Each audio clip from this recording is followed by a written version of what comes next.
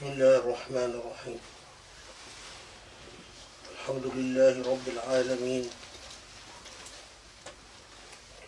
نحمده ونستعينه ونستغفره ونعوذ بالله من سيئات أعمالنا من شرور أنفسنا ومن سيئات أعمالنا فمن يهد الله فهو المهتد ومن يضلله فلن تجد له وليا مرشدا أحمدك ربي وأستغفرك وأستعين بك لا إله إلا أنت ونصلي ونسلم ونبارك على محمد وعلى آله وأصحابه ومن تبعه بإحسان إلى يوم الدين.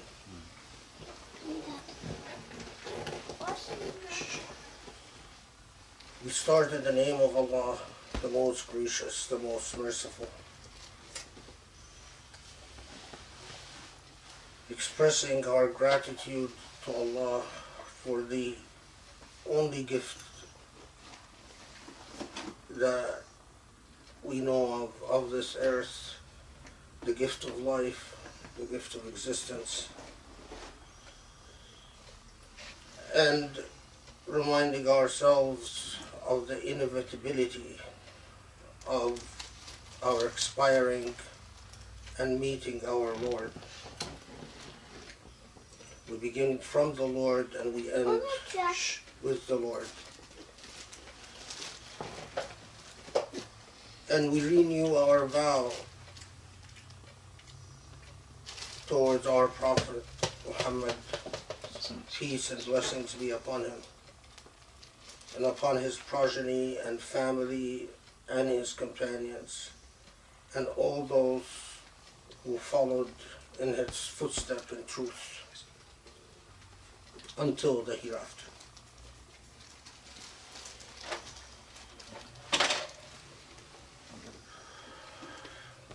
The Prophet ﷺ would often repeat a dua, Allahumma rzuqni hubbak wa hubba man yuhibbuk wa hubba amalin yuqarribuni min hubbak.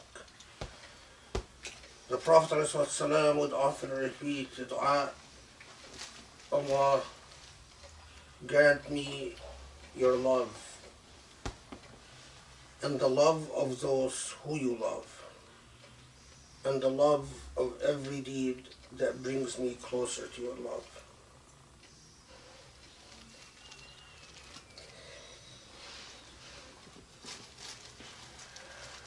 Like so many other dua that if we internalize and if we truly reflect upon, it becomes transformative in our lives to actually covet the love of your Lord, to see it as the ultimate objective in everything,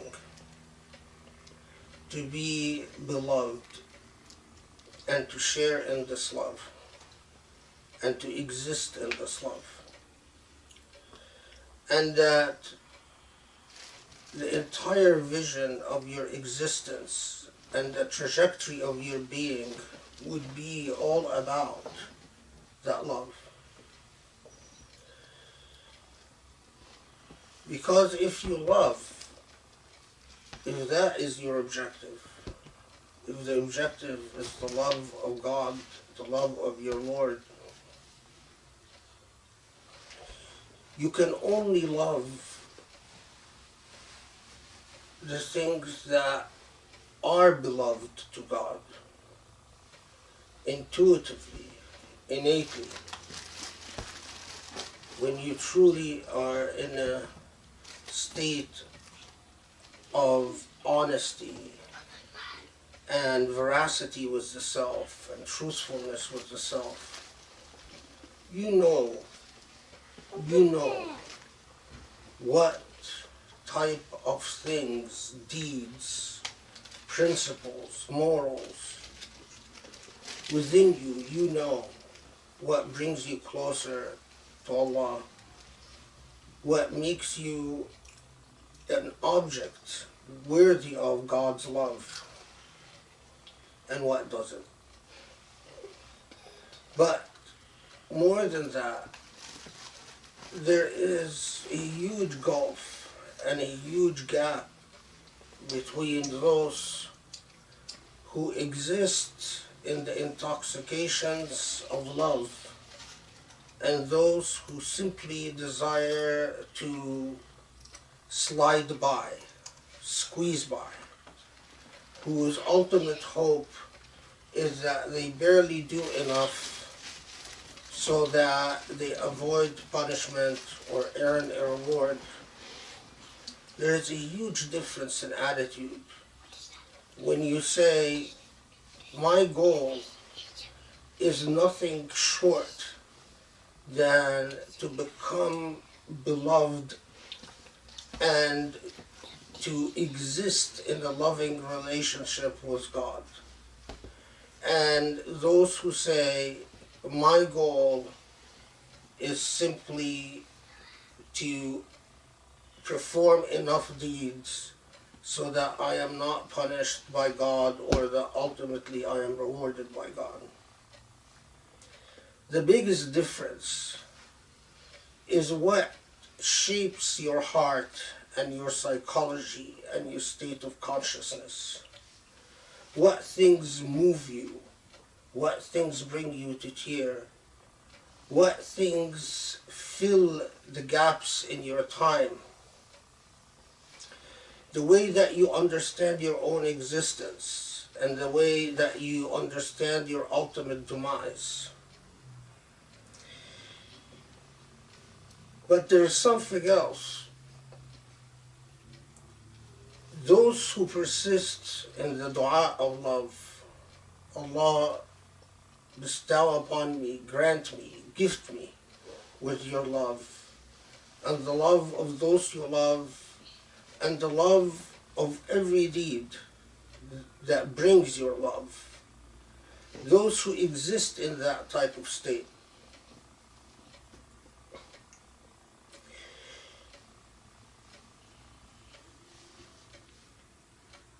The very way that they think of what is good and what is bad, the very way that they assess the meaning of their lives, it is no longer acceptable simply to feel nothing or to feel little or to perform obligations so that the obligations are simply satisfied, but rather there is passion. A passion, a sweetness, a type of perfume of existence that you long for and you covet.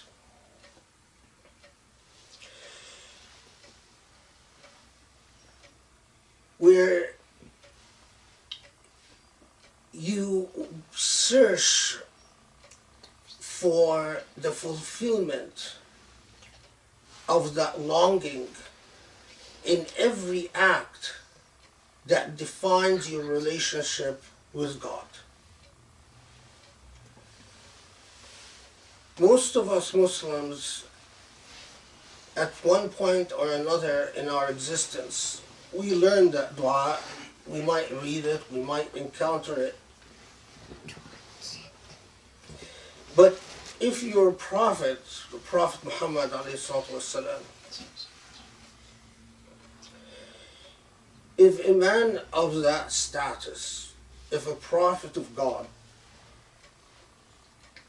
would not pass a single prayer without repeating that dua,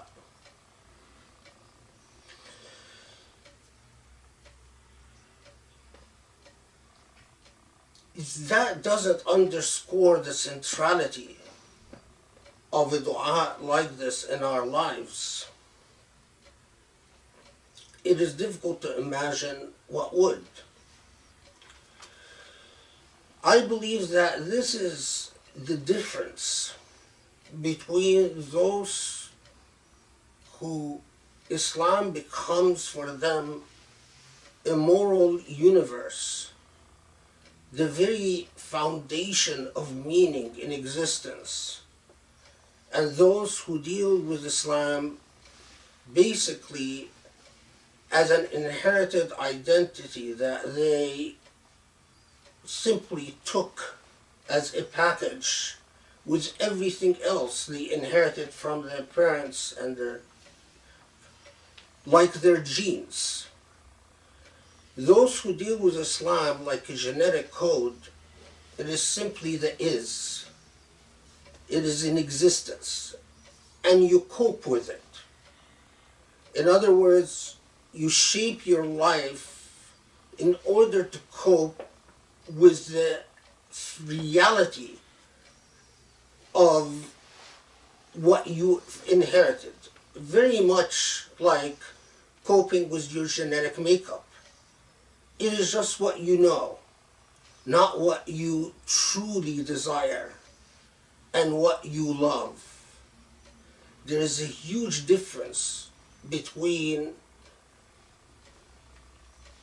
living with what you've inherited and you see as your natural boundaries and limitations, and what you have a passion for that goes beyond these boundaries and limitations.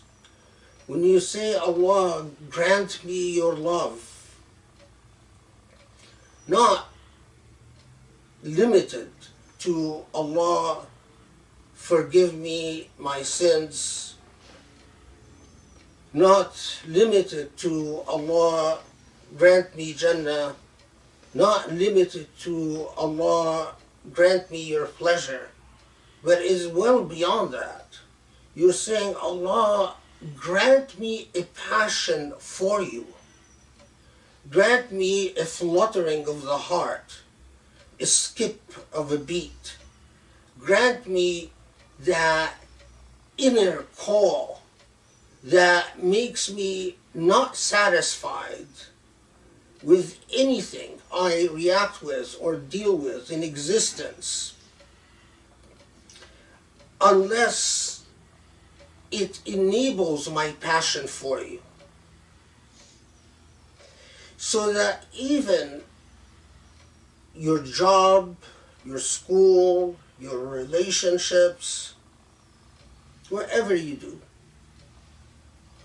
you always see everything, whether it embraces that longing for the divine, for the passion of God, or whether it simply sustains you and allows you to perform whatever you hope will define salvation with God at the end.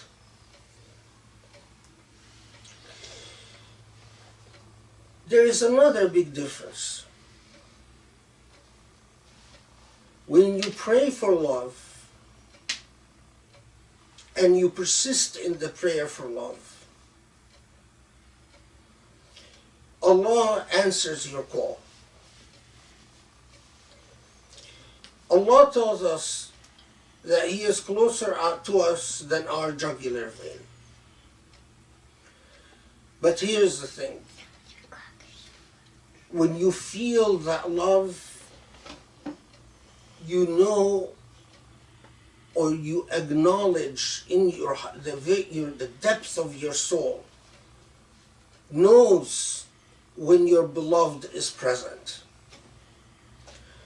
Those who don't do the dua of love, don't repeat the dua of love, and don't seek the path of love, will often never feel the presence of their Lord.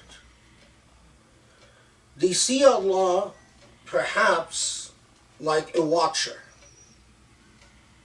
When they think of Allah, they think that Allah sees us. Then that's if they have Iman and they truly believe that Allah sees all.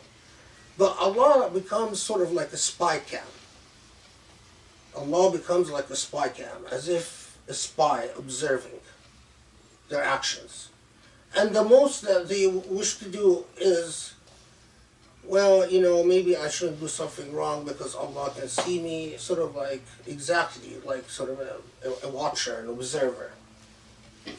But they don't feel the intoxications and the elevations of the presence of the Lord. That's an entirely different thing. You don't simply feel Allah as a watcher, but you feel Allah as a companion. And that's the difference is between, to use our American slang, the bummer of Allah always seeing you and trying to avoid messing up. And sometimes it is a bummer. Or that, as opposed to the passion of saying, oh, Alhamdulillah, I actually feel your presence at this moment, in this time.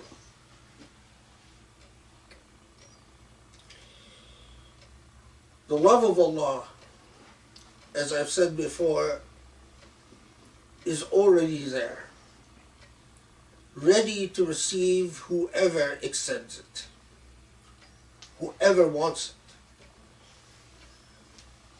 it. It is not that you are asking Allah to love you as if you are asking Allah to take note of you. Allah's love already is there, it's present, it precedes. It is the primordial state. Allah's love is what sustains the heavens and the earth. It is the Higgs particle that holds together creation. Without it, mass would cease to be mass.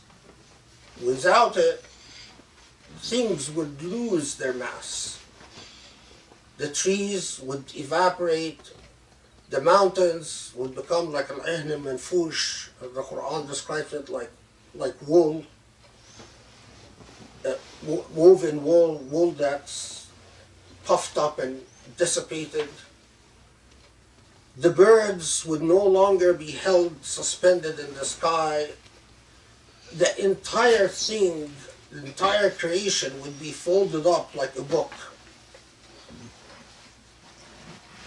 What holds everything together, the Higgs particle of existence, is Allah's love. That is what allows mass to be mass. But your prayer is for you to acknowledge and reciprocate that love.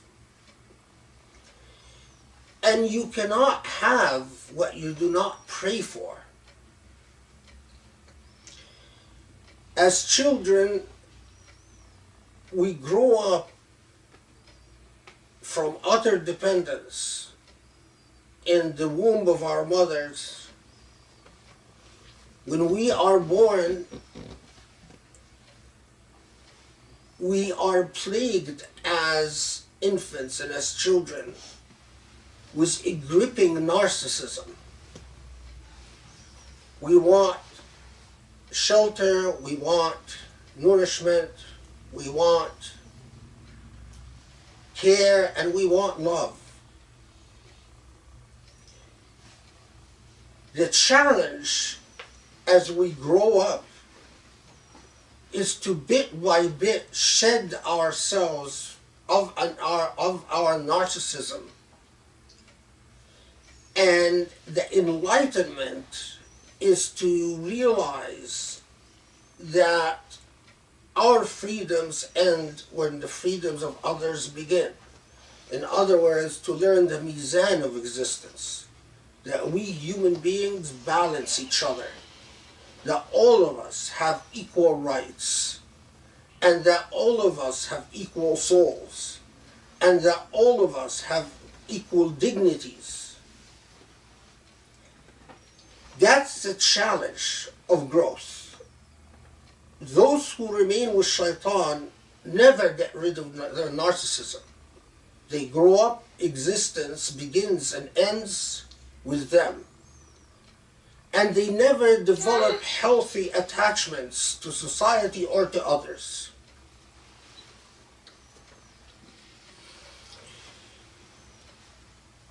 But the lovers in the path of Allah want something beyond that. They want that innate sense of passion that when they are born, they might direct towards their mother, or normally, most if they're developmentally, healthy, they'll direct towards their mothers. They wanted to direct it to the true mother of existence. Notice, for Muslims, that's like not accustomed to say mother of existence, but the mother and father of existence. To say, we've migrated, we've done the hijrah of life, the hijrah from the narcissism of infancy to the enlightenment of knowing that from all along, from the get-go, you were the beginning and the end. Lord, we know that because of our longing for love, we have done a lot of things that were sometimes ill-advised, sometimes misdirected, and sometimes outright disastrous. Because of our longing for love, we started out by loving ourselves.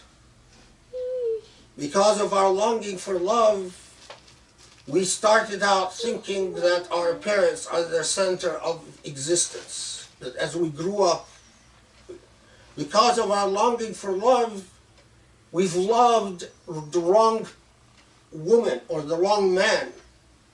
Because of our longing for love, we've done a lot of things that were not right.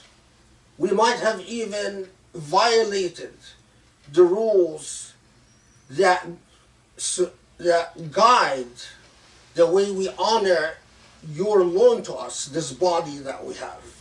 Meaning sexual relations outside of marriage or whatever. Because of because we are hungry and thirsty for this love. But the ultimate state of maturity, if you actually go migrate, complete your migration to the ultimate pasture of Allah, you realize that, Lord, from the very beginning, it was you and only you. From the time we were born, when we cried for our mothers, we were really crying for you. In the time that we might have attended in America a party and broke your laws by doing things we shouldn't have done, we were really longing for you. At the time we went out with someone or did inappropriate things, we were really longing for you. That is the path of love. You realize that it was always, from the beginning, Allah and nothing but Allah. ندعو الله يستجيب لنا. بسم الله الرحمن الرحيم. الحمد لله حمدا كثيرا كبيرا وسبحان الله المنعم العليم والله أكبر على كل جبار نسيم ونصلي ونسلم ونبارك على محمد وعلى آله وأصحابه ومن تبعه بإحسان إلى يوم الدين.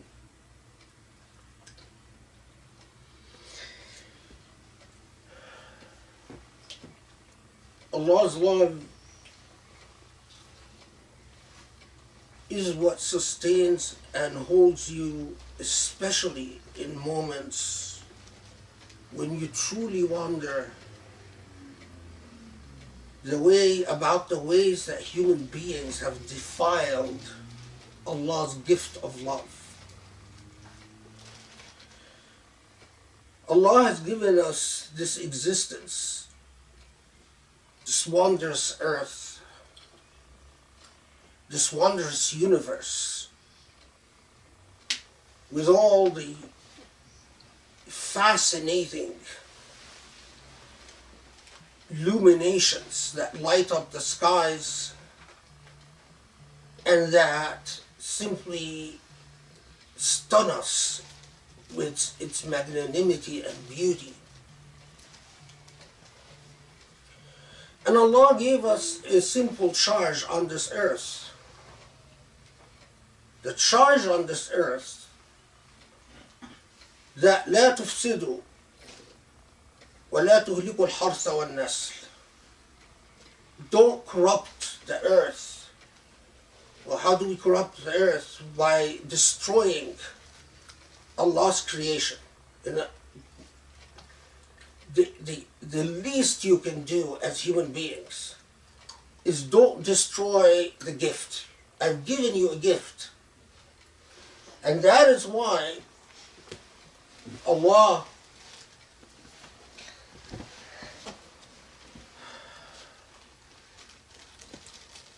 describes the act of arrogantly thinking that you've inherited the earth to do with it as you will by destroying and killing and plundering and amassing wealth and acting as if as you're as tall as the mountains, meaning your ego is out of control, in the Quranic metaphor, as an act of taghut. And taghut can be simply translated as oppression and despotism. You sit and you raise your hand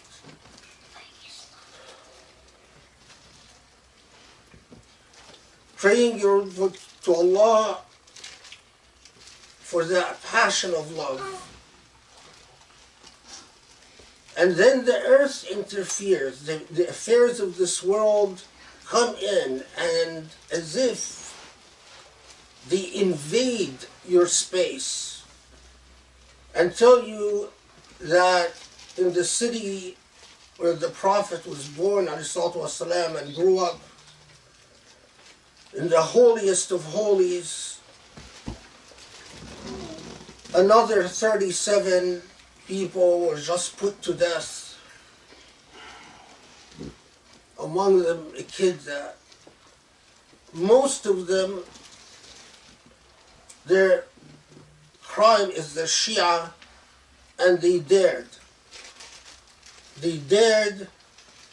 raise their voice to say we want a more just existence. You turn another way, and in Sri Lanka, some Muslims have blown themselves up and killed hundreds of people. And in Yemen, the slaughter continues. And in Libya, colonial powers are backing up another CIA agent to try to take over the country and oppose another military dictatorship. And in Syria, the slaughter continues unbounded. And in Egypt, another pharaoh is planting himself on the throne of government and telling people, I am your God, obey me. The dream is that at a minimum, all of us as Muslims, we have a right in the land of the Prophet ﷺ. We have a right to want that land to honor us and represent us and embody the values of Allah's love, not the pillaging and plundering and despotism and injustice of the demonic on this earth.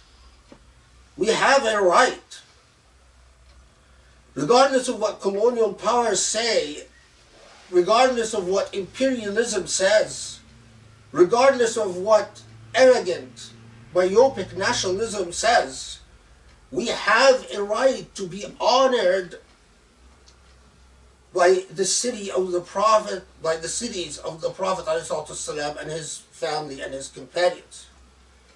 We have a right in our Jerusalem. We have our right in our Haramain. And you turn to Allah and say, Allah,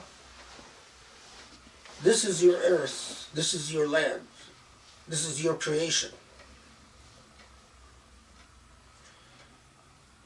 I don't know what I as a human being can do,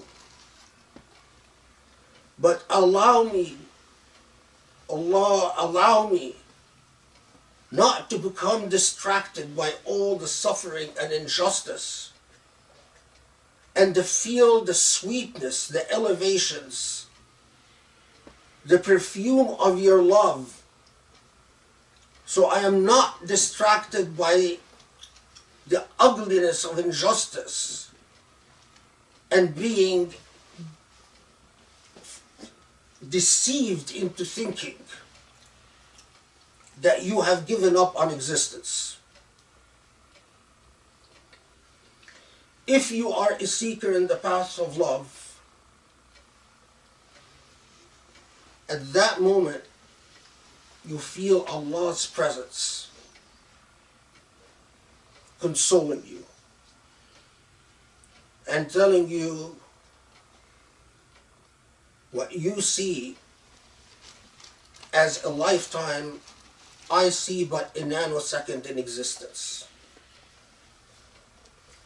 What you see as a story of tragedy and suffering, I see as a future of promises. Those who are with me, I am with them.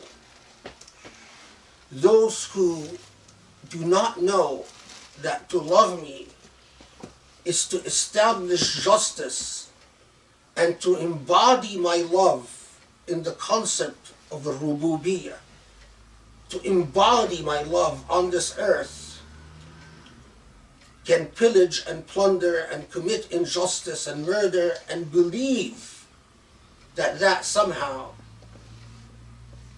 brings them closer to me. But those who seek the path of love know better. They know that it is impossible for Allah's love to be approached through murder and mayhem and injustice and despotism and suffering. It's impossible. It is impossible. Pray for Allah's love. Pray that Allah grants you the sweetness of love, that you feel that passion in your existence, that you feel that sweetness, that you feel Allah's presence that surrounds you and embraces you all the time and every moment and every time. Allahumma ighfir lana wa'afu anna warhamna ya Rabbal Alameen واهدنا لأقرب من هذا رشدا وارزقنا حبك وحب من يحبك وحب أي عمل يقربنا لحبك وانصر الإسلام وأعز المسلمين إن الله يأمر بالعدل والإحسان وينهى عن الفحشاء والمنكر والبغي يعظكم لعلكم تذكرون وأقم الصلاة